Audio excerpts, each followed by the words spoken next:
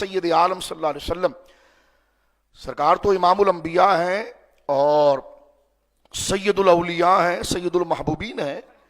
تو حضور سید عالم تو جس پر ایک نظر ڈال دیں تو وہ مقام احسان پر پہنچتا ہے اور ولایت کے منتہا پر پہنچ جاتا ہے۔ جیسے صحابہ اکرام پر ایک نظر ڈالی تو ان کو نیت میں اتنا مخلص کر دیا کہ وہ آدھی مٹھی جو بھی دیں تو اس کا اجر سونے کے پہاڑ کی طرح ہو جاتا ہے، حالانکہ سونے کا پہاڑ زیادہ ہوتا ہے، مٹھی جو کم ہوتی ہے۔ تو فرمایا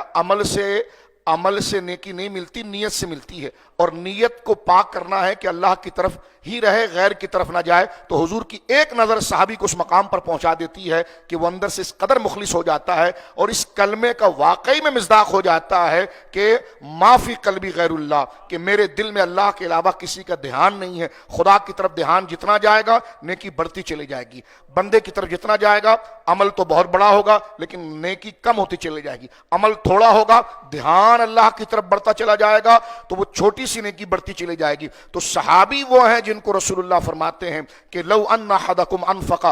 مثل احد ذہبا، میرے وہ امتی جنہوں نے مجھے نہیں دیکھا وہ اللہ کی راہ میں احد کے پہاڑ کے برابر اگر سونا خرچ کریں، خود کے پہاڑ کے برابر سونا خرچ کریں، پہاڑ بھی بڑا سونا بھی قیمتی، اور فرمایا کہ ما بلغ مد احدہم او نصیفہ، اور میرا صحابی آدھی مٹھی جو لے کر آ جائے تو وہ آدھی مٹھی جو دکھنے میں مقدار میں کم ہے، دکھنے میں سونے کے مقابلے میں سستا ہے، دکھنے میں پہاڑ کے مقابلے میں کم ہے، لیکن حضور فرماتے وہ آدھی مٹھی جو کا مقابلہ تمہارا سونا اور وہ بھی پہاڑ کے مقابلے پر نیکی میں نہیں کر سکتا۔ کیوں نہیں کر سکتا؟ فرمایا اس لیے کہ عمل تمہارا بڑا ہے، بظاہر اس کا کم ہے، اجر اس کو اس لیے مل رہا ہے کہ وہ نیت مخلص ہے، یعنی جب وہ چھوڑا بھی کام کرتا ہے تو 100% اللہ کی طرف دھیان ہوتا ہے۔ تم جب کرتے ہو تو تمہارا دھیان اپنی ذات کی طرف، اپنی دکھاوے کی طرف، معاملات کی طرف ہوتا ہے۔ تو صحابی بھی تو ہماری طرح انسان ہے، وہ نیکی میں ایسا مخلص کیوں ہوتا ہے؟ تو اس میں اس کا کمال نہیں ہوتا، نگاہ مصطفیٰ کا کمال ہوتا ہے۔